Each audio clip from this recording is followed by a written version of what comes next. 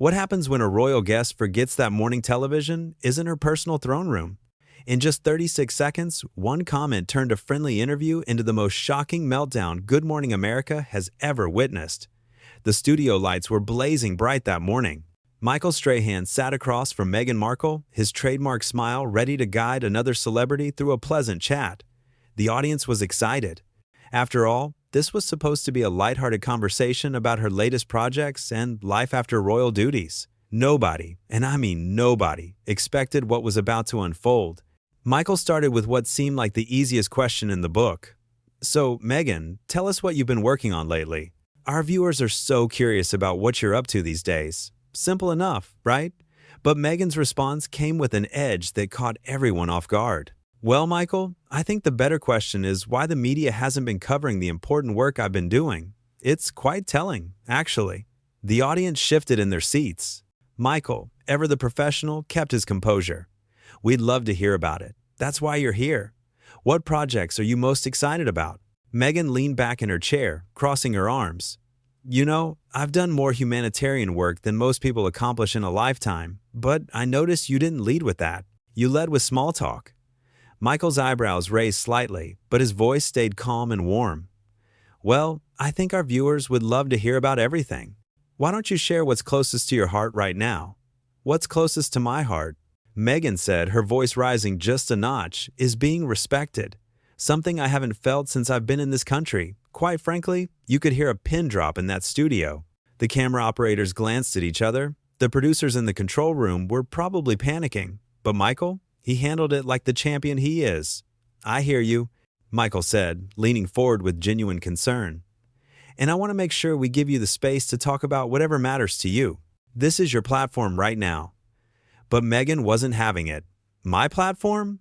Michael, do you know how many platforms I've built myself? I don't need Good Morning America to give me anything. I came here as a courtesy. The tension in the room was thick enough to cut with a knife. Michael nodded slowly, trying to find a way to steer the ship back to shore. We're grateful you're here, truly. And I think everyone watching wants to hear your voice. So let's talk about the work that matters to you. The work that matters to me, Meghan repeated, her tone dripping with condescension. The work that matters to me is fighting against people who try to minimize what I've accomplished.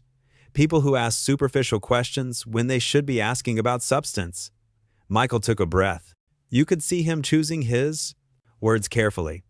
I don't think anyone here is trying to minimize anything. We invited you because people admire you and want to know more about your journey. Meghan laughed, but it wasn't a friendly laugh. It was sharp and cold.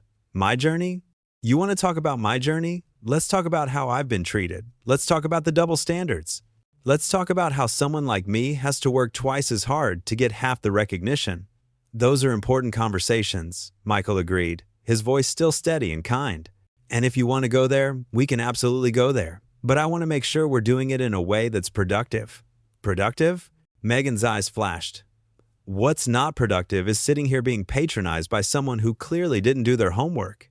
Did you even read the briefing materials my team sent over?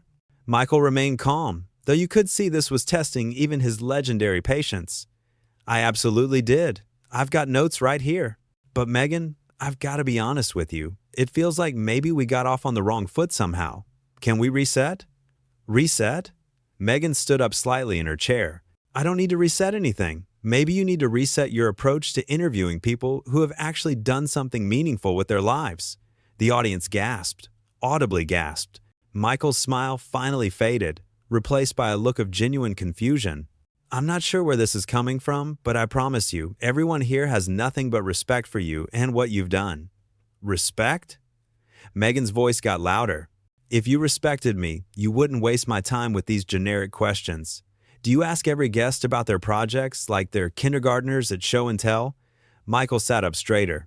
His voice was still professional, but there was a firmness to it now. I ask questions that help our audience connect with our guests. That's what morning television is about. We keep it conversational and warm. Well, maybe I'm not interested in warm, Meghan shot back. Maybe I'm interested in being taken seriously for once. I take you very seriously, Michael said. But I've got to tell you, the way this conversation is going, it's not really giving our viewers a chance to see the side of you that I know is there. The side that does care about connecting with people? Meghan scoffed. Actually, scoffed on live television. Connecting with people? Michael, I've connected with millions of people around the world. I don't need a former football player to teach me about connecting. The entire studio went silent. That comment hung in the air like a bomb that just went off. Michael's jaw tightened. You could see him processing what she just said. A former football player, he repeated slowly. Okay, I see. Don't take it personally, Meghan said, waving her hand dismissively. I'm just saying that maybe you're out of your depth here. This isn't a sports interview. This requires a certain level of sophistication. Michael nodded, his expression unreadable. You know what, Meghan? I've interviewed presidents. I've interviewed world leaders. I've interviewed Oscar winners and Nobel Prize laureates. And every single one of them understood that a conversation requires two people being respectful to each other. Are you saying I'm not being respectful? Meghan's voice went up another octave. That's rich, coming from someone who ambushed me with basic questions. Nobody ambushed you, Michael said firmly. You came on a morning show. Morning shows ask friendly questions. That's literally the format, and I've been nothing but kind to you since you sat down. Meghan stood up fully now, her microphone still clipped to her collar. Kind? You call this kind? Asking me to perform for your audience like some sort of dancing monkey? Whoa, whoa, whoa. Michael held up his hands. Nobody asked you to perform anything. We asked you to have a conversation. I'm done with this conversation, Meghan announced, reaching for her microphone pack. This is beneath me. I came here expecting a certain level of professionalism, and clearly that was a mistake. Michael stood up too, trying to maintain some control over the situation.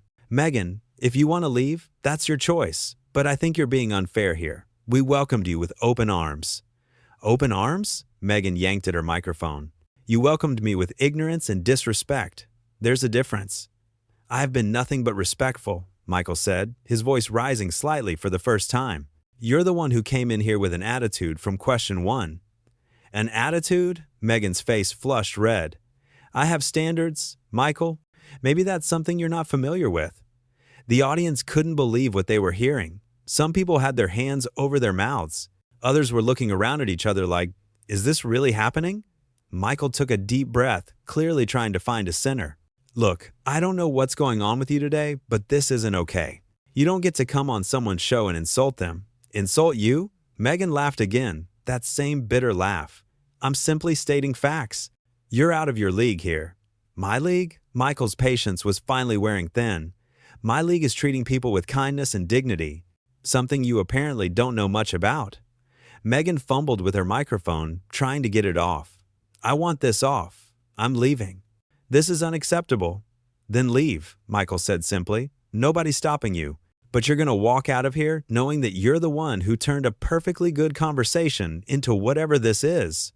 Whatever this is? Meghan finally got her microphone unclipped. This is me refusing to be disrespected on national television. You're disrespecting yourself, Michael countered. Everyone watching this can see exactly what's happening here. Meghan grabbed her purse from beside the chair. What they can see is a woman standing up for herself against mediocrity. Michael shook his head, more in sadness than anger. What they can see is someone who forgot that being a decent human being matters more than whatever point you think you're making. Don't you dare lecture me about being a decent human being, Meghan pointed her finger at him. You have no idea what I've been through. You're right, I don't, Michael said.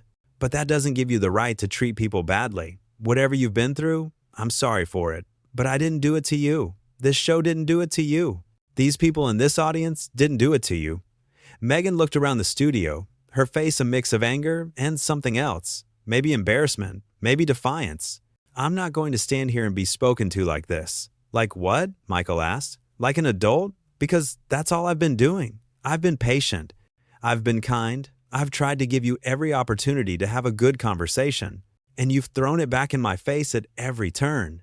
You wouldn't understand, Meghan said, her voice shaking now. Someone like you could never understand what it's like to be constantly attacked and undermined. Michael's expression softened just slightly. Maybe I don't understand your specific experience, but I know what it's like to be judged. I know what it's like to have people doubt you, and I got through it without treating people like they're beneath me. Meghan's eyes narrowed. You're comparing yourself to me now? That's laughable. I'm not comparing anything, Michael said. I'm just saying that pain doesn't give you permission to cause pain, And right now, that's what you're doing. I'm causing pain? Meghan's voice cracked. Do you hear yourself? I'm the victim here. Michael sighed deeply. Nobody's victimizing you, Meghan.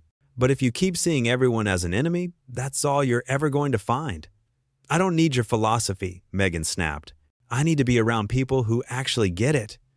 Then go find those people, Michael said quietly. Because this isn't it. This is a place where we try to bring people together, not tear them apart.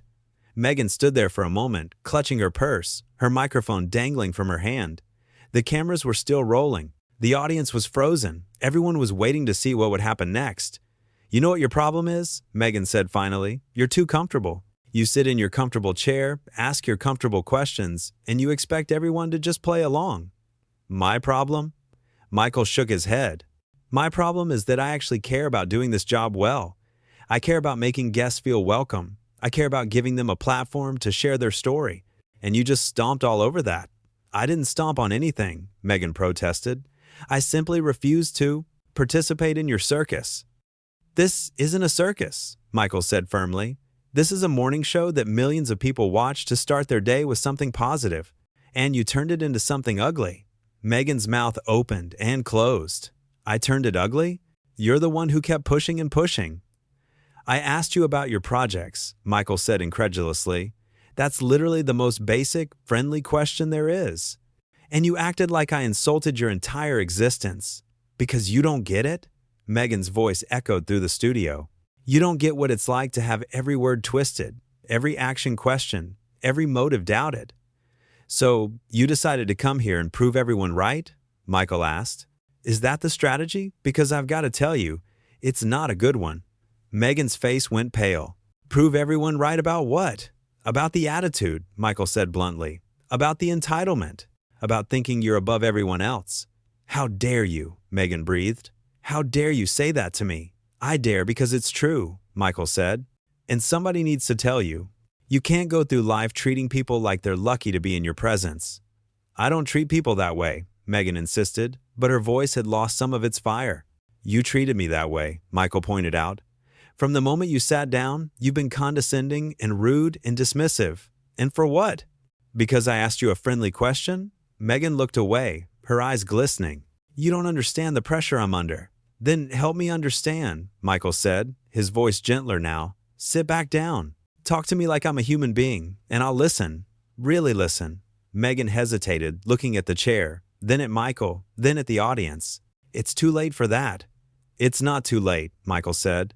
It's never too late to choose kindness over conflict. But Meghan was already shaking her head. No, I can't. I won't sit here and be made to feel small. Nobody's trying to make you feel small, Michael said with exasperation creeping back into his voice. But you're making yourself look small by acting this way. That's it, Meghan said, her voice cold again. I'm done. Where's my security? Michael gestured toward the side of the stage. They're right over there. Nobody's keeping you hostage. Clearly not, Meghan said. Because I'm leaving, and trust me, people will hear about this. People are watching this, Michael reminded her. They're seeing everything. They're forming their own opinions. Meghan started walking toward the edge of the stage, her heels clicking on the floor. Then she stopped and turned back. You know what, Michael? I actually feel sorry for you. Michael raised his eyebrows. You feel sorry for me? Yes, Meghan said. Because you're so stuck in your little bubble that you can't see when you're being used to tear down someone who's trying to make a difference. Nobody's tearing you down, Michael said tiredly. You're doing that all by yourself. Meghan's eyes flashed one more time. History will remember this differently. History will remember what everyone just saw, Michael said simply. And with that, Meghan turned on her heel and walked off the stage. The cameras followed her as she made her way through the side door, her security team scrambling to catch up with her. The studio audience sat in stunned silence.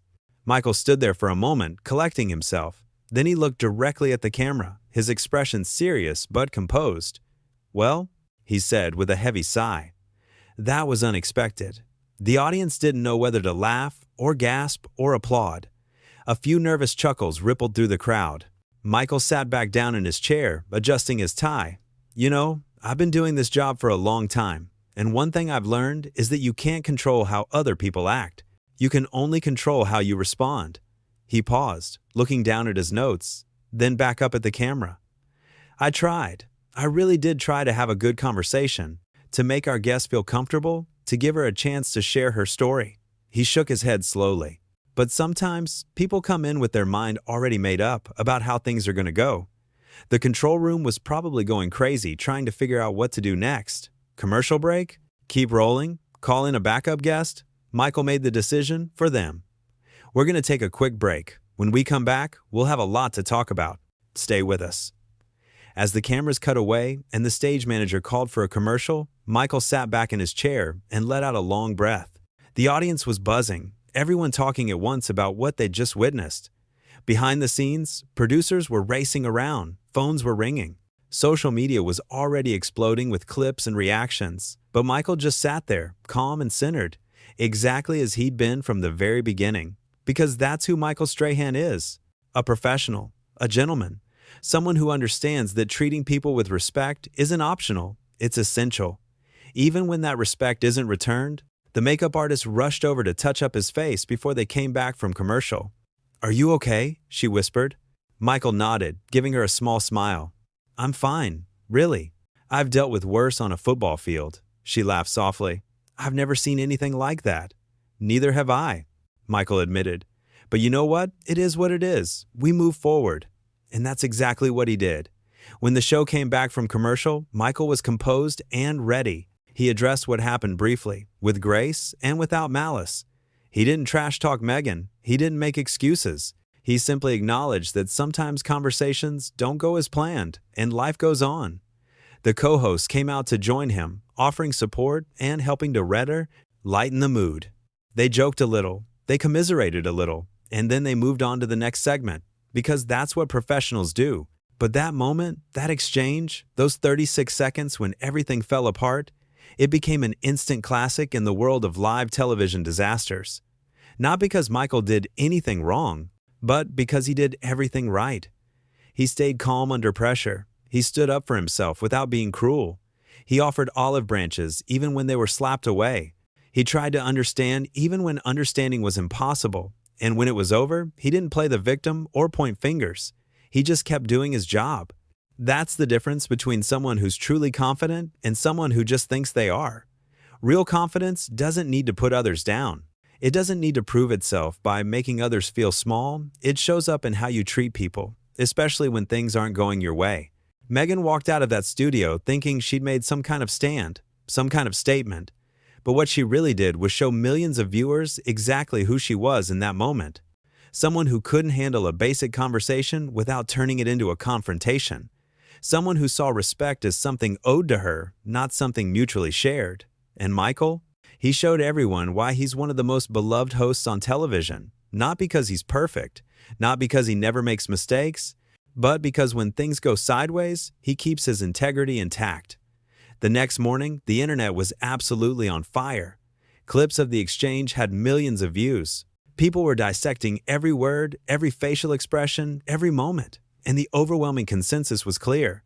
Michael handled himself beautifully. Meghan did not.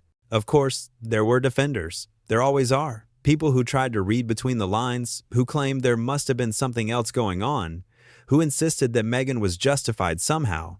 But when you watch the tape, when you see the whole thing unfold, it's pretty clear what happened. A gracious host tried to have a pleasant conversation with a guest who came in looking for a fight. And when she found one, or rather, when she created one, she walked away thinking she was the hero of her own story. But here's the thing about live television. It doesn't lie. The cameras catch everything. The microphones pick up every word. And millions of people get to watch and decide for themselves what really happened. In this case, what happened was simple. Michael Strahan did his job with professionalism and grace. Meghan Markle forgot that being famous doesn't mean you get to be rude. And in 36 seconds, one comment about a former football player being out of his depth revealed who was really out of their depth in that moment. It wasn't Michael.